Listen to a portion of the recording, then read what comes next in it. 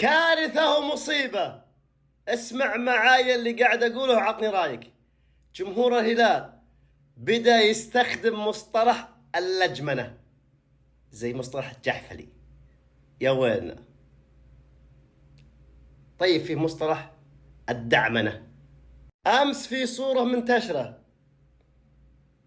من مشجعين نادي الهلال إن فيه كاس، ولكن اللجمنة أبت أن يتسلم نادي النصر الكاس في الملعب.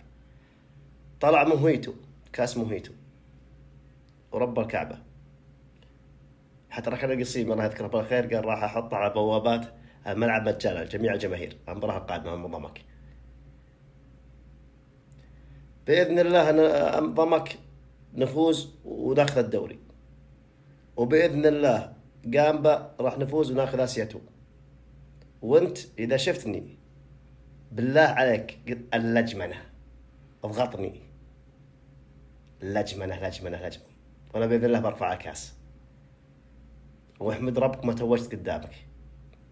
يعني انت مدعوم مليارات وميزانيه، وفي الاخير تقول الحمد لله نص متوج امامي.